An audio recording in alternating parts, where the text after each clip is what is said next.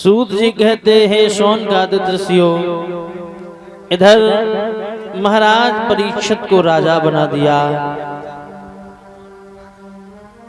धर्मराज, युधिष्ठिर, भीम, नकुल, सहदेव अपने इन्होंने शरीर को गला दिया। महाराज परीक्षित मन में विचार कर रहे हैं कि जिस प्रकार हमारे बाबाओं ने राज को चलाया है, उन्हीं के पद चिन्ह पर हम राज को चला सकते। समय धीरे धीरे व्यतीत होने लगा। भागवत प्रेमियों, एक दिन महाराज परीक्षित के मन में विचार आया, क्यों ना आज वन विहार करने के लिए चले और राज में घूम करके देखें कि हमारे राज में क्या हो रहा है। महाराज परीक्षित चले हैं।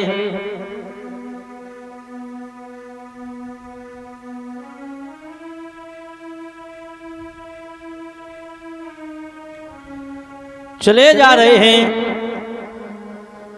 महाराज परीक्षित जब चले हैं तो बड़े प्रसन्न हैं। अपना घोड़ा मंगवाया है, सिपाहियों को तैयार करवाया है, हाथ में तेग तलवार ली है। लोगों, महाराज परीक्षित बहुत प्रसन्न है। आज महाराज परीक्षित चले हैं, विचार कर रहे हैं वन विहार करके आएंगे। अरे सैया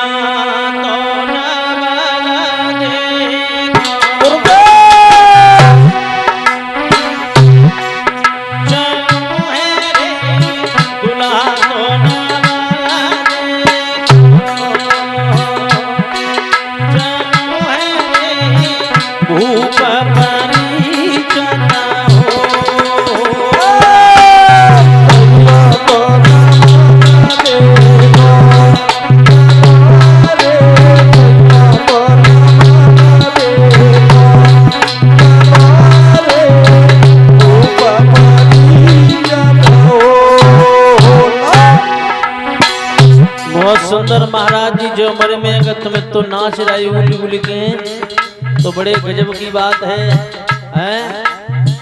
आज 20 साल के पट्ठा पे नजर डालो तो गाल छूक के भय छुआरा झंडा ऊंचा रहे हमारा है।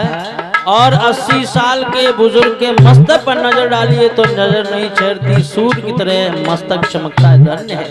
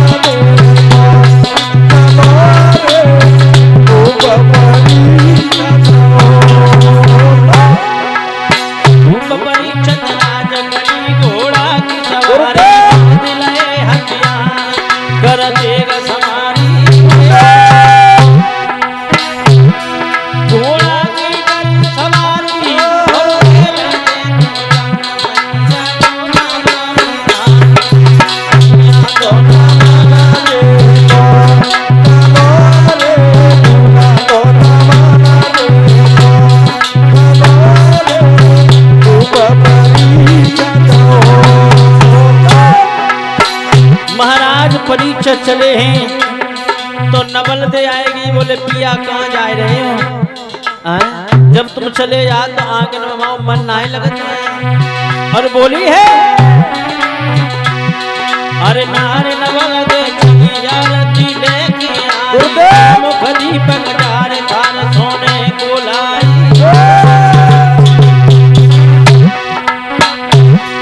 अरे नारी नवल दे चली आरती लेके आई, मुखदी पकड़ारे थार सोने को लाई।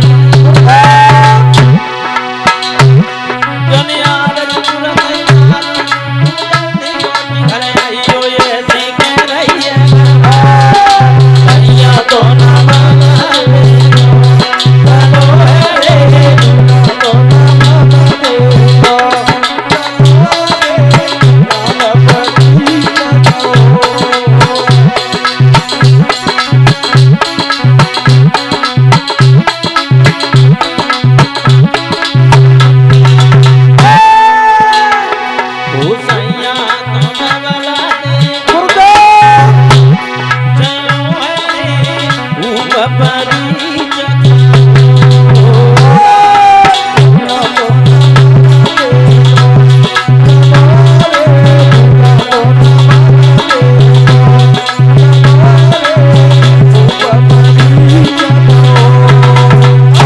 याद रहे भागवत प्रेमियों, महाराज परीक्षित अपने अश्व पर सवार हुए हैं तो नवल दे आ गई, कहने लगी पिया कहाँ जा रहे हो? बोले हम वन विहार करने के लिए जा रहे हैं, संध्या से पहले वापस आ जाऊंगा। कहने लगी पिया जरूर लौट करके आना, जब आप चले जाते हो तो आंगन में मेरा मन नहीं लगता है। मेरे भैया महाराज परीक्षित चले जा रहे हैं, बड़े प्रसन्न हैं। आगे बढ़े हैं तो देखा है क्या, एक गाय के पीछे एक बैल, और बैल के पीछे एक चांडाल जिसके हाथ में लाठी है। जब वो मारता है तो पूरा ब्रह्मांड हिल जाता है। वो गाय चिल्ला रही थी और आवाज लगा रही थी, कोई ऐसा माँ का लाल है जो मेरी रक्षा करे, मेरी लाज बचाए, वरना ये चांडाल मुझे जिंदा नहीं छोड़ेगा। महाराज परीक्षित खड़े खड़े देख रहे हैं, बाजी भाई क्या हो रहा है? वो गाय आवाज लगा रही थी, रो रही थी, चिल्ला रही थी, कोई ऐसा माँ का सपूत है जो आकर के मेरी रक्षा करे।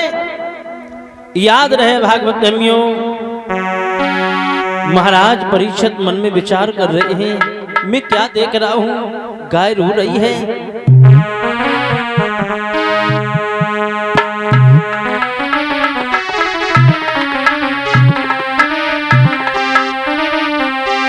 अरे रहिए रुधनु मचाए,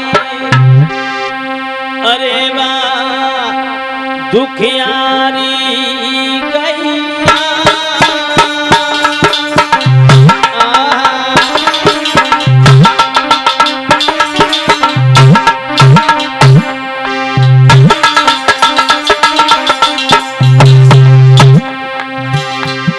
आज वो गाय आवाज लगा रही है, कोई माँ का सपूत है, मेरी आकर के रक्षा करे।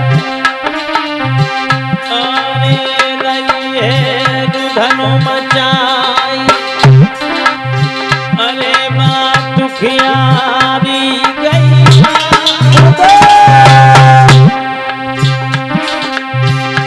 मेरी लेवे लाज बचाई, धर्म डूबी रही गैया।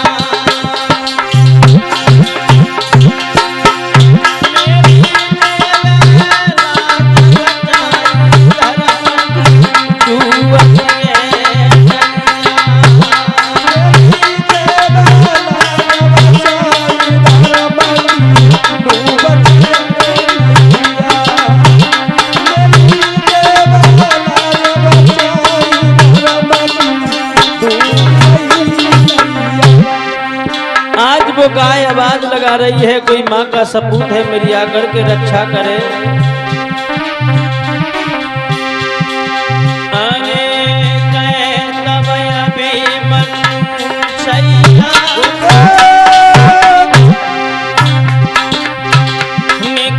मन में धर ले धीर, लाज तेरी बच जाएगी मैया।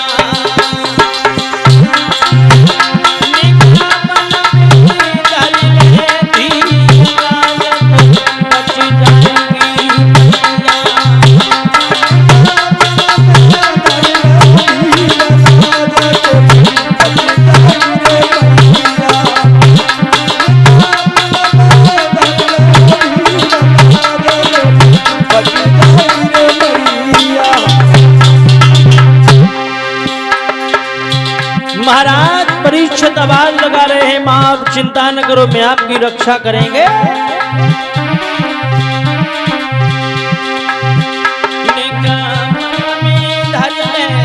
तीर लाज तेरी बच जाएगी मैया।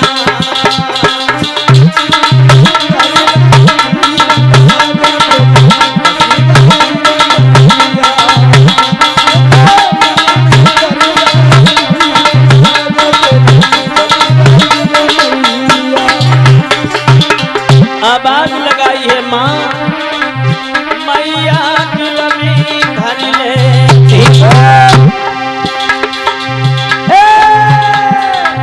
जननी मन में धर ले लाल जड़ी बच जाए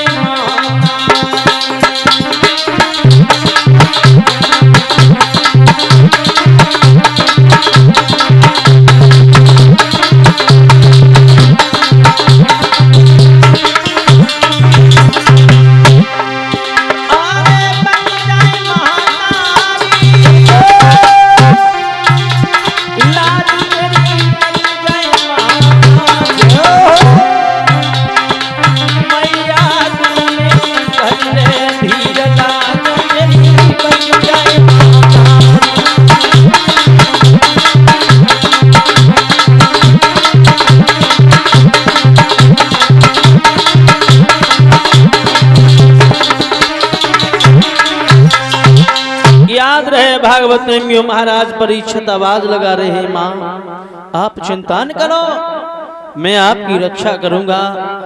इतना कहते हुए महाराज परीक्षित पास में पहुंचे। लोगों वो गाय गाय नहीं थी वो पृथ्वी थी। उसके पीछे जो बैल था वो बैल नहीं वो धर्म था। महाराज धर्म उनके पीछे एक काला रूप तो चांडाल था वो कलयुग था।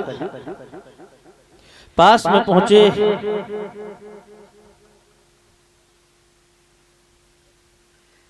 याद रहे भागवत प्रेमियों पास में पहुंचे हैं। महाराज परीक्षित ने निवेदन किया मां आप चिंता न करो। महाराज धर्म के पास में पहुंचे तो धर्म ने की बात कही है हे राजन परीक्षित ये जो मेरे पास में आप गाय देख रही है पृथ्वी है मुझे धर्म कहते हैं। ये जो काला रूप आप चांडाल देख रहे हैं ये कलयुग है। इसने मेरे पैरों को तोड़ दिया। अगर इसका समय आ गया तो इसके समय में बड़े बड़े बुरे कर्म होंगे। क्या होंगे? भाई बहन का रिश्ता खत्म हो जाएगा, माँ बेटे का रिश्ता खत्म हो जाएगा, बाप बेटे का रिश्ता खत्म हो जाएगा, बाप की बात पुत्र नहीं मानेगा, माँ की बात बेटा नहीं मानेगा। लोगों अनेकों बुरे बुरे पाप होंगे। तो महाराज परीक्षित ने अपने हाथों में तलवार ली है और कहा ना रहेगा बांस ना बजेगी बांसुरी। जब इस कलयुग को नहीं रखेंगे तो भला समय कहां से आ जाएगा। आगे बढ़े हैं महाराज परीक्षित और उसी वक्त जैसी तलवार लिए हाथों में तो महाराज कलयुग ने एक बात कही है हे राजन परीक्षित आप मार तो सकते हो लेकिन ब्रह्मा की आंख टूटती है।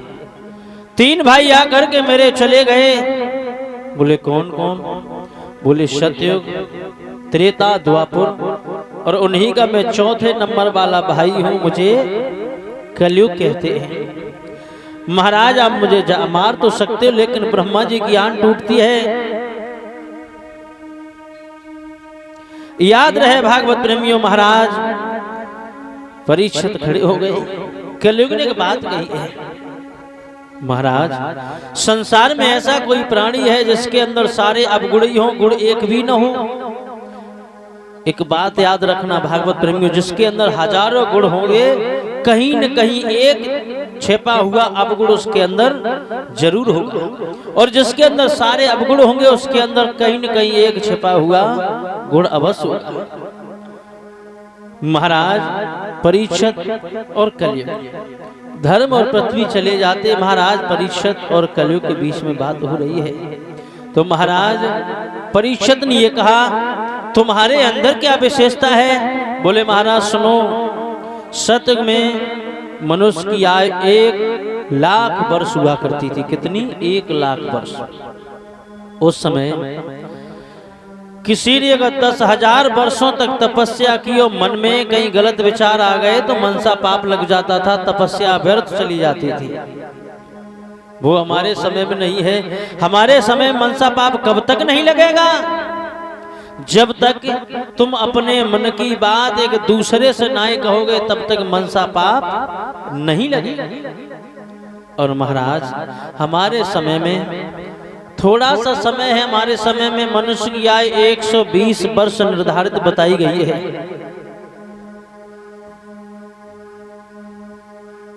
योग करो भोग करो, समय मिल जाए तो थोड़ो प्रभु को नाम संत भक्त ले ले, ताई में भव से बेड़ा पार हो जाएगी।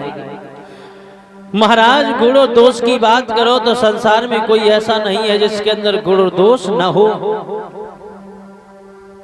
गेहूं कितना साफ सुथरा होता है, कितना मजबूत होता है, लेकिन उसके भी अंदर गुनाह पैदा हो जाता है, याद रखना। महाराज परीक्षित से कलयुग ने एक बात कही है,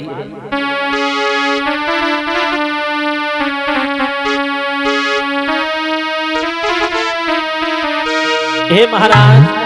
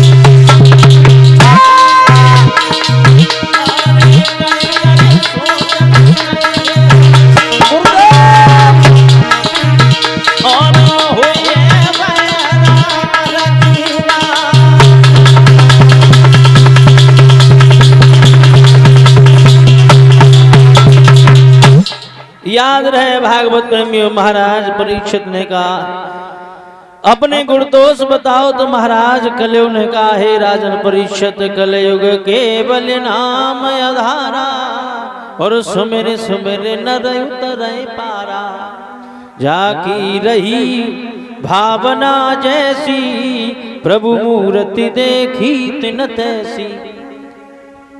संसार में थोड़ा सा समय मिल जाए, चलते फिरते प्रभु का नाम लिया जाए तो भव से बेड़ा पार हो जाएगी। और जिस व्यक्ति को जैसी जिस व्यक्ति की भावना होती है प्रभु उसी तरीके से उसे दर्शन देते हैं। याद रहे भागवत प्रेमियों, महाराज परीक्षित और कलयुग की बातें वही हैं। अंत में कलयुग ने कहा हे राजन परीक्षित, हमें रहने के लिए जगह दो। तो महाराज परीक्षित ने कलयुग को रहने के लिए जगह दी है। क्या? जहाँ गुरु का मान न हो, जहाँ भगवान का कोई नाम न लेता हो, जहाँ वैश्य निवासन हो, जहाँ मदिरापान किया जाता हो, जहाँ जुएबाजी होती हो, जहाँ शराब पी जाती हो, जाओ तुम्हें मैंने रहने के लिए जगह दी। हाँ, लोगों याद रहे, अंत में महाराज कलयुग ने एक बात गई, हे राजन परीक्षित आपने तो हमें सब खराब ही जगह दे दी। बोले खराब? अंत में जाते जाते ये कह दिया, जाओ मैंने तुम्हें सोने में बास और दिया।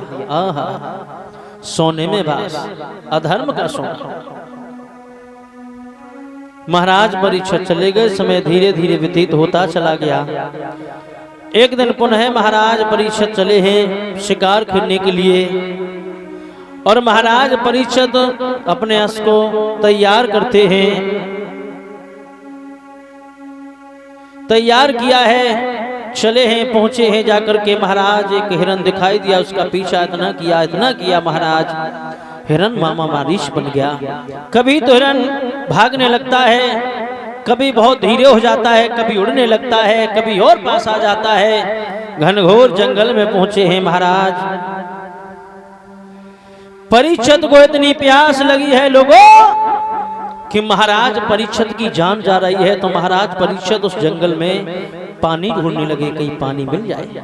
मेरे भैया उसी वक्त देखा है महाराज परीक्षित ने एक कुआं, और कुआं के पास में एक महात्मा बैठे हुए हैं जिनका नाम है लोमस ऋषि, और लोमस ऋषि बैठे हुए हैं। महाराज परीक्षित निवेदन करने लगे, हे राजन, हे महात्मा जी, मेरी जान जा रही है, मुझे 2 घूंट पानी दे दो। और निवेदन कर रहे हैं,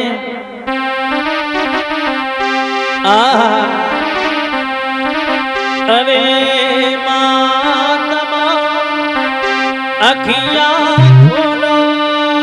गुरुदेव आवाज लगा रहे हैं, अरे महात्मा अखियां खोलो और हमको पिलाइयो ठंडो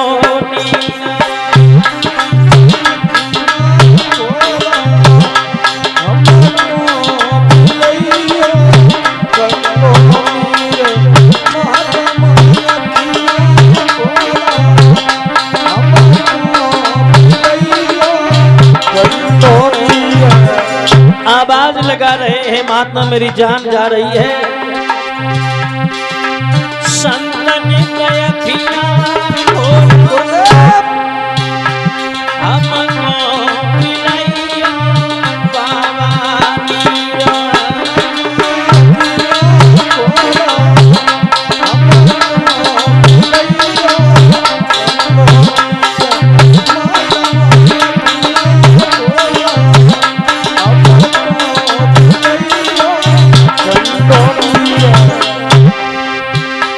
प्यास से जाए रे प्राण,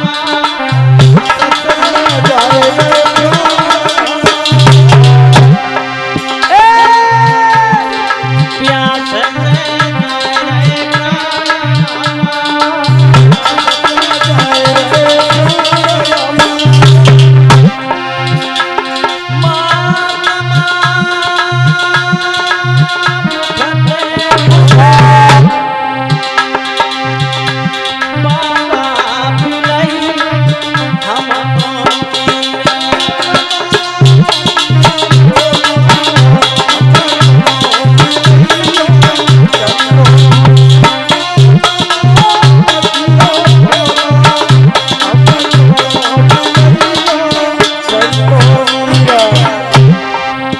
आवाज लगा रहे हैं महाराज परीक्षित, है महात्मा जी थोड़ा सा जल हो तो मुझे दे दो, मेरे प्राण जा रहे हैं।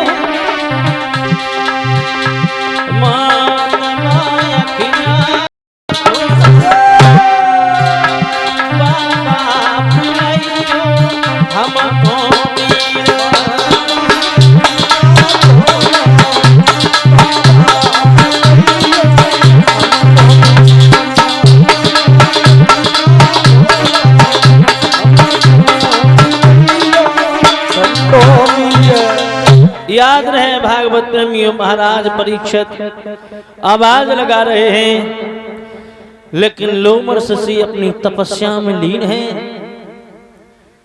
महाराज परीक्षित अपने सर पे मुकुट लगाते थे। कलयुग सवार हो गया तो बुद्धि खराब हो गई। महाराज परीक्षित कहने लगे ओरे राजा, ओरे महात्मा, तेरी बुद्धि खराब हो गई है। मैं इस राज्य का राजा हूं, तू मेरा सम्मान नहीं कर रहा है। क्या तेरी बुद्धि खराब हो गई है? तू खड़ा नहीं हो रहा है, तू ढोंग बनाए बैठा हुआ है। लेकिन याद रखना भागवत प्रेमियों, गोस्वामी तुलसीदास लिखते हैं कि जागो प्रभु दारुण दुख देई, बाकी मत पहले ही हर ले।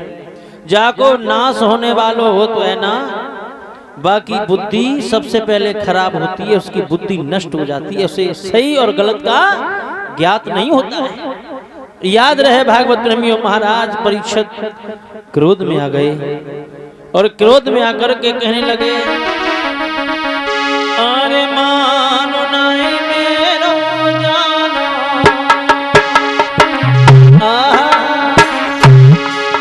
सन्यासी मानो नहीं मेरो जानो,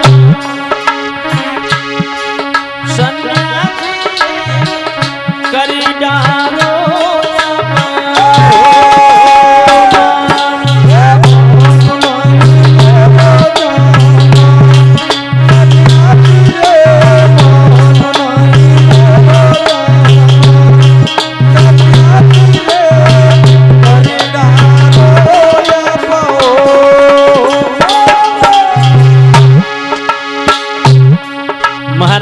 परीक्षित की बुद्धि खराब हो गई।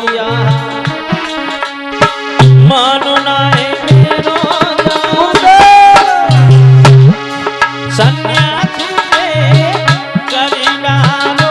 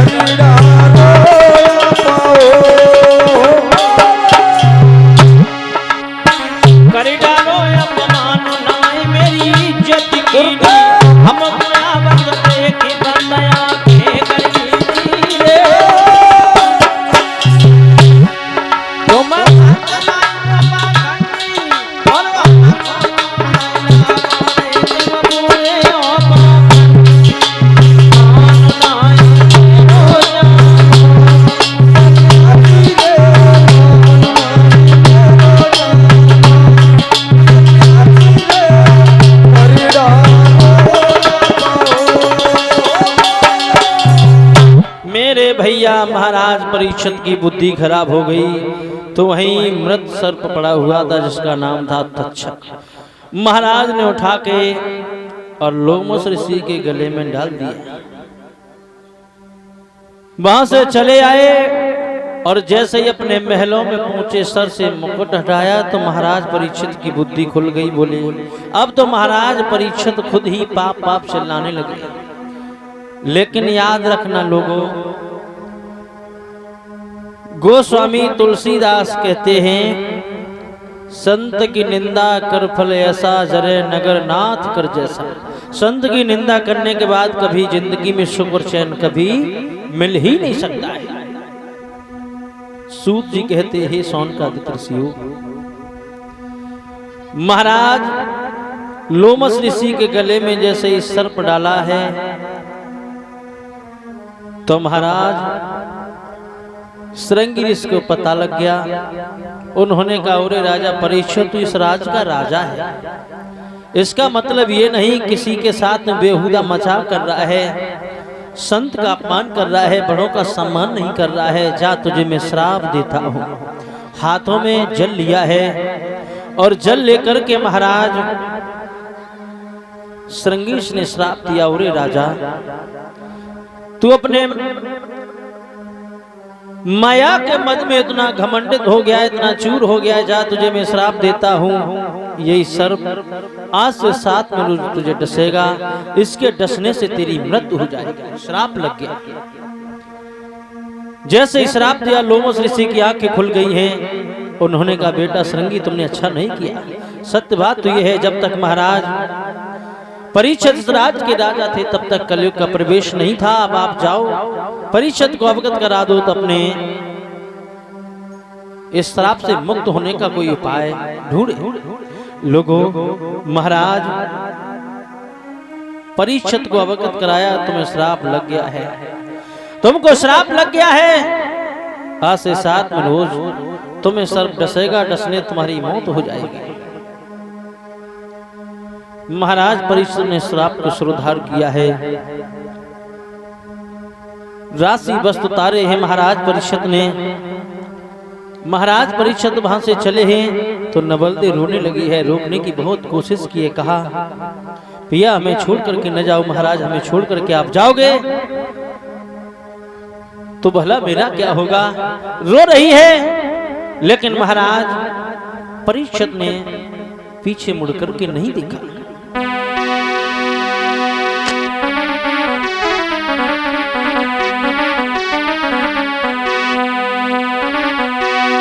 अरे घर रोबत छोड़ी ना और बन को चलो भूपत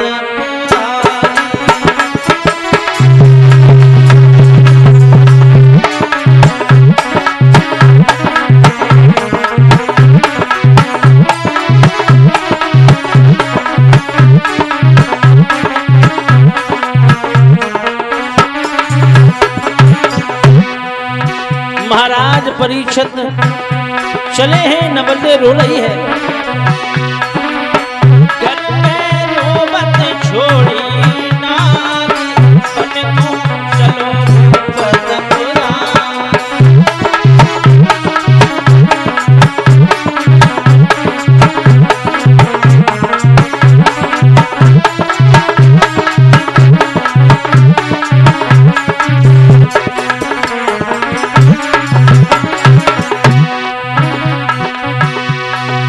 महाराज परीक्षित चले हैं, बहुत रोकने की कोशिश की, लेकिन महाराज परीक्षित ने पीछे मुड़ करके नहीं देखा।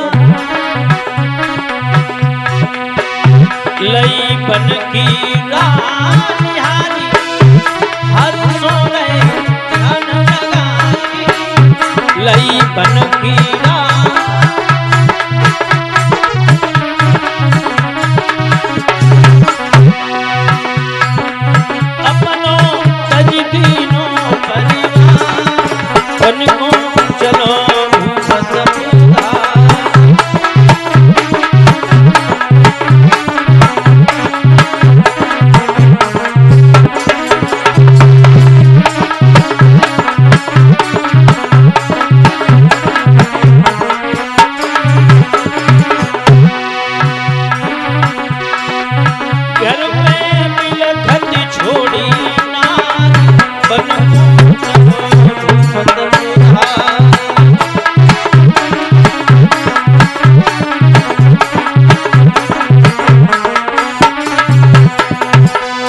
याद रहे भागवत प्रेमियों, महाराज परीक्षित ने पीछे हर हर गंगा के किनारे पहुंचे हैं। 1 2 नहीं 88,000 ऋषि एकत्रित हो गए हैं। महाराज परीक्षित को अपना अपना उपाय बता रहे हैं, लेकिन महाराज परीक्षित के किसी के भी कोई युक्ति समझ में नहीं आ रही है। महाराज परीक्षित बड़े परेशान हैं। तब तक देखा है एक महात्मा चले आ रहे हैं, जिनकी लंबी लंबी जटाएं जमीन से घिसटती हुई जमीन पर लकीरी बनाती हुई चली आ रही हैं। 88,000 जो ऋषि थे, सबने खड़े होकर के दंडवत प्रणाम किया, उच्चासन दिया है। तो सूत से सोनकादित्य ऋषियों ने सवाल कर दिया कि सूत जी, ऐसे वह कौन से महात्मा थे जो 88,000 ऋषियों ने खड़े होकर के उनका सम्मान किया, उच्च आसन दिया।